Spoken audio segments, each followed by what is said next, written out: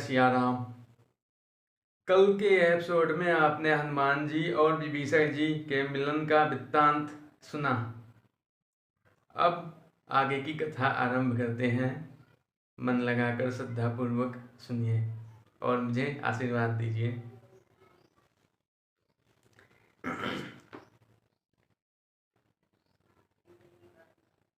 असमय अधम सखा सुनु मोह पर रघुवीर, कीन्ही कृपा सुमिर गुण भरे बिलोचन नीर। जानतहु अस स्वामी विसारी, फिरहि ते काहे न होए दुखारी। एहि विधि कहत राम गुण ग्रामा, पावा अनिवार्य विश्रामा। हनुमान जी कहते हैं विभीषण जी से कि देखिए मैं कितना अधम हूँ, कितना नीच हूँ, फिर भी भगवान ने मुझे अपना सेवक बनाया। इतना कहकर हनुमान जी की आंखों में आंसू भर आए। आगे उन्होंने कहा, जानतहु असि स्वामी विसारी, फिरहि ते काहे न होई दुखारी। एहि विधि कहत राम गुण ग्रामा, पावा अनिवार्य विश्रामा। फिर हनुमान जी कहते हैं कि जो जानते हुए भी कि भगवान श्री राम ऐसे हैं, उन्हें विसार देता है या उन्हें भूल जाता है, वो फिर क्यों न दुखी हो। दुख तो उन्हें मिलेंगे ही जब वो ऐसे स्वामी का त्याग कर देगा। एहि विधि कहत राम गुण ग्रामा, पावा अनिवार्य विश्रामा। पुनि सब कथा विभीषण कहई, यही विधि जनक सुता तह रहई। इसके बाद इसी तरह से भगवान की कथा पर चर्चा करते हुए काफी देर बाद विभीषण जी ने हनुमान जी से बताया कि किस तरह से वहां पर सीता जी रह रही हैं और उनका क्या हाल है इस समय।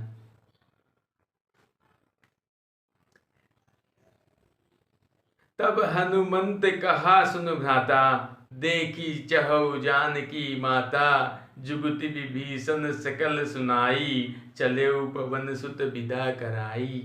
तब हनुमान जी ने कहा कि हे विभीषण, मैं सीता जी से मिलना चाहता हूँ, मुझे बताइए कि मैं कैसे मिल सकता हूँ या उनके दर्शन कैसे कर सकता हूँ। यह सुनकर विभीषण जी ने उन्हें उपाय बताया कि किस तरह से आप सीता जी से मिल सकते हैं।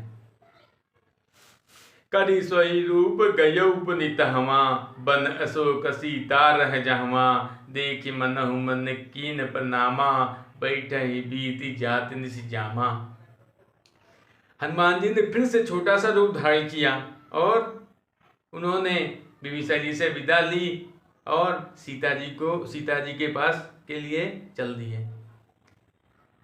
किस तन शीस जटा करि सोई रूप गयौ पुनीत हमा, बन अशोक सीता रह जहवा। देखी मनहु मन कीन्ह प्रनामा, बैठे बीती जात निस जामा।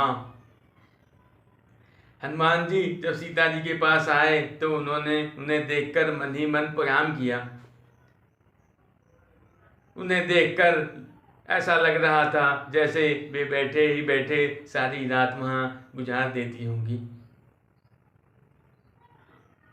किस तन शीस जटा एक बेनी, जपत हृदय रघुपति गुण श्रेणी। किस तन शीस जटा एक बेनी, सीता जी का शरीर किस काय हो गया है, मतलब दुबला पतला हो गया है। सर पर एक जटा है जिस पर एक बेड़ी बनी हुई है और वे अपने हृदय में श्री राम जी के गुणों को स्मरण कर रही है।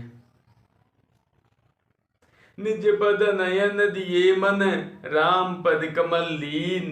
परम दुखी भाप वन सुत, देखी जानकी दीन। उनकी अपनी नजरें अपने पैर पर थी, पर वो मन ही मन भगवान को स्मरण कर रही थी। निज पद नयन दिए मन, यानी उन्होंने अपने नयन, अपनी आंखें अपने पैरों पर टिकाई हुई थी, लेकिन राम पद कमल लीन, निज पद नयन दिए मन, राम पद कमल लीन, मन जो है भगवान श्री राम के चाहे कमलों में लीन था। परम दुखी भा पवन सुत, देखी जानकी दीन। पवन के पुत्र हनुमान जी उनकी ऐसी स्थिति देखकर मन ही मन बहुत दुखी हो गए। तरु पल्लव महु रहा लुकाई, करई विचार करो का भाई, तही अवसर रावण तह आवा, संग नारी बहु किए बनावा।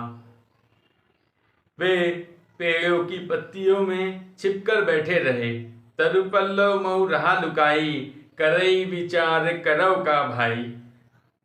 वे तरु पल्लव यानी पेड़ों की पत्तियों में छिपकर बैठे रहे और सोचते रहे कि मुझे अब आगे क्या करना चाहिए। तही अवसर रावण तह आवा, संग नारी बहु किए बनावा। बहु विधि खल सी तही समझावा, साम दाम भय भेद दिखावा। उसी समय जब हनुमान जी मन ही मन ये विचार कर रहे थे कि मुझे अब आगे क्या करना चाहिए, उसी समय वहां पर रावण अपनी सेविकाओं के साथ आया। तही अवसर रामन तह आवा, संग नारी बहु किए बनावा। बहुविधि खल सी तही समझावा, साम दाम भय भेद दिखावा। कह रावण सुनु सुमुखि सयानी, मंदोदरी आदि सब रानी। तब अनुचरी करौ पन मोरा, एक बार बिलो के मम ओरा। उसी समय जब हनुमान जी विचार कर रहे थे कि मुझे आगे क्या करना चाहिए, तभी उन्होंने देखा कि वहां पर सीता जी के पास रावण अपनी सेविकाओं के साथ आया और उसने सीता जी को तरह तरह से अपनी बात मनवाने के लिए समझाना शुरू किया। साम दाम भय भेद दिखावा। उसने सीता जी से हर तरह की बातें की, साम दंड भय भेद आदि सभी तरह की बातें की, जिससे वे उसकी बात मान जाए। साम दाम भय भेद दिखावा। कह रावण सुनु सुमुख सयानी, मंदोदरी आदि सब रानी। तव अनुचरी करहु पन मोरा, एक बार बिलो की मम ओरा। रावण कहता है कि हे सुंदरी सुनो, मैं तुम्हें मंदोदरी और अपनी सभी रानियों को तुम्हारी दासी बना दूंगा। यह मेरा प्रण है।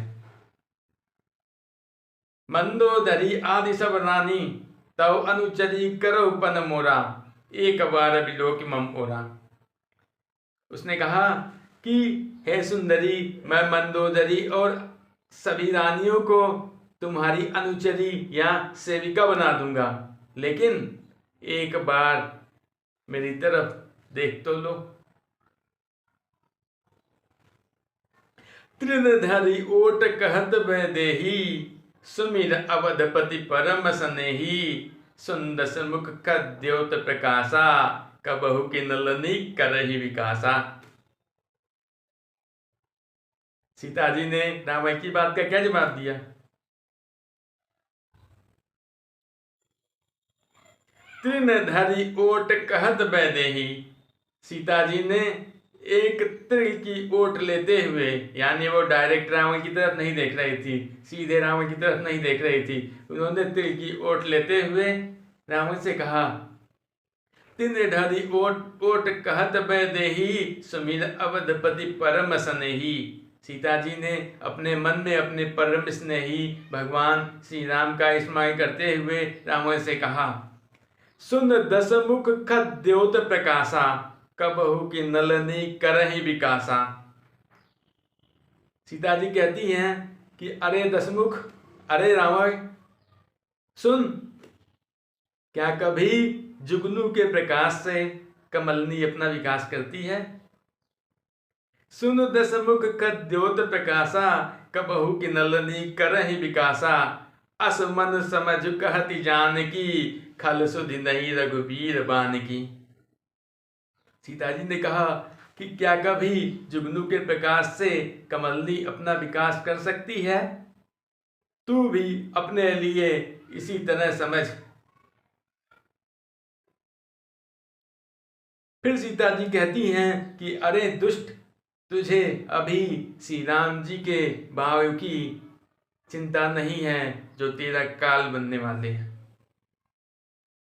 सठ सुने हरि आनहि मोही, अधम नीलज्ज लाज नहीं तो ही। सीता जी कहती हैं कि अरे सठ, तू मुझे सुने में हर लाया, तुझे जरा भी लाज नहीं है। जब मैं कुटिया में अकेली थी तब तू मुझे हर लाया। तू बहुत नीच है, तू बहुत दुष्ट है और तुझे जरा भी लाज नहीं आ रही है। आप सुनिख द्योतसम, राम ही भानु समान। परुष वचन सुनिकाहि यसी, बोला अति खिसियान। आप सुनिख द्योतसम, राम ही भानु समान। खुद को जुगनू के समान सुनकर और राम को सूर्य के समान सुनकर, परुष वचन सुन काहि यसी, बोला अति खिसियान। जब रावण ने अपनी तुलना जुगनू से और श्री राम जी की तुलना सूर्य से सीता जी के मुंह से सुनी तो वह बहुत खिसिया गया और उसने खिसियाते हुए अपनी तलवार निकालकर कहा, अरे सीता तय मम कित अपमाना, कटिहउ तब सिर कठिन कृपाना। नाहित सपद मान मम बानी, सुमुखी होती न त जीवन हानि। रावण ने खिसियाते हुए कहा कि हे सीता, तुमने मेरा अपमान किया है। सीता तय मम कित अपमाना, कटिहउ तब सिर कठिन कृपाना। मैं अपनी इस कठिन तलवार से तुम्हारा सिर अलग कर दूंगा धड़ से। रावण ने कहा कि हे सीता, तुमने मेरा अपमान किया है और मैं इस तलवार से तुम्हारा सर धड़ से अलग कर दूंगा। नाहित सपद मान मम बानी, सुमुखी होती न त जीवन हानि। अगर तुम चाहती हो कि मैं ऐसा ना करूं तो तुम मेरी बात मान लो। सुमुखी होती न त जीवन हानि। तुम सुंदर हो इसलिए तुम्हें जीवन में कोई परेशानी नहीं होगी। राम सीता जी को मनाने के लिए कैसे कैसे तर्क दे रहा है। सुमुखी होती न त जीवन हानि, श्याम सरोज दाम सम सुंदर। प्रभु भुज करी कर कर दस कंधर, सो भुज कंठ की तव असि घोरा। सुनु सट अस प्रवान पन मुरा।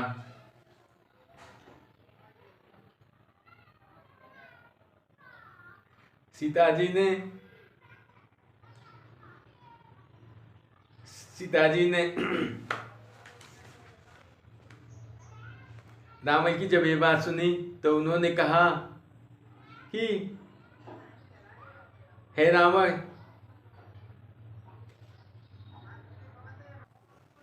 सीता जी ने रावण से कहा कि प्रभु श्री राम जी की भुजाएं कमल की माला के समान सुंदर हैं। या तो प्रभु की भुजाएं मेरे गले में पड़ेंगी या तेरी ये तलवार। श्याम सरोज दाम सम सुंदर, प्रभु भुज करिए कर दस कंधर। सो भुज कंठ की तव असि घोरा, सुन सठ अस प्रबान पन मुरा। सीता जी ने कहा कि यही मेरा प्रण है, या तो भगवान श्री राम जी की भुजाएं मेरे गले में पड़ेंगी या फिर तेरी ये कठिन तलवार। चंद्रहास हनुमं परितापा रघुपति विरह अनल संजाता शीतल निशित बहसि बर धारा कह सीता हनुम दुख भारा। सीता जी आगे कहती हैं, रावण की तलवार का नाम चंद्रहास था। सीता जी आगे कहती हैं, चंद्रहास हनुमं परितापा, हे चंद्रहास तुम मेरा दुख हर लो। चंद्रहास हनुमं परितापा रघुपति विरह अनल संजाता, मैं भगवान श्री राम जी के विरह में जल रही हूँ। शीतल निशित बहसि बर धारा कह सीता हनुमं दुख भारा। तुम्हारे अंदर शीतल धारा बह रही है, तुम श्री राम जी के विरह से उपजे हुए दुख की अग्नि को शांत कर दो। मेरा दुख बहुत बढ़ गया है, तुम मेरे दुख को हर लो। सुनत वचन पुनि मारन धावा मैं तनया कहे नीति बुझावा कहे सकल निशिचर बोलाई सीत ही बहु विदिता समझाई। ऐसा सुनते ही सुनत वचन पुनि मारन धावा, ऐसा सुनते ही रावण सीता जी को मारने के लिए दौड़ा। सुनत वचन पुनि मारन धावा मैं तनया कही नीति बुझावा। मैं तनया यानी मंदोदरी ने आकर रावण को समझाया, नीति बताई कि ऐसा नहीं करना चाहिए तुम्हें। कहे से सकल निशिचर बोलाई सीत ही बहु विदिता सहुजाई मास दिवस महु कहा न माना तो मैं मारब का कृपाना। जब मैतनिया यानी मंदोदरी ने रावण को समझाया तो रावण ने अपनी सेविकाएं यानी निशाचरियों यानी राक्षसियों को बुलाकर कहा कि इसे तुम लोग तरह तरह के कष्ट दो, हर तरह से प्रताड़ित करो। अगर 1 महीने में इसने मेरा कहा न माना तो मैं इसे मार दूंगा। यानी मास दिवस महु कहा न माना तो मैं मारब काहि कृपाना। अगर इसने मेरा कहा 1 महीने के अंदर नहीं माना तो मैं अपनी तलवार निकालकर इसे मार दूंगा। भवन गयौ 10 कंधर यहाँ पिशाच निवृंद सीत ही दास दिखावहि धरहि रूप बहुमंद। इतना कहकर रावण अपने भवन चला गया, अपने महल को चला गया और वहाँ पर उसके आदेश से आई हुई राक्षसियाँ सीता जी को तरह तरह से परेशान करने लगी। बहुत बुरा बुरा रूप धारण करके, बहुत डरावना रूप धारण करके सीता जी को दुखी करने लगी, कष्ट देने लगी। तो मित्रों, आज का वृत्तांत यहीं समाप्त करते हैं। आगे की कथा अगले भाग में। जय श्री राम।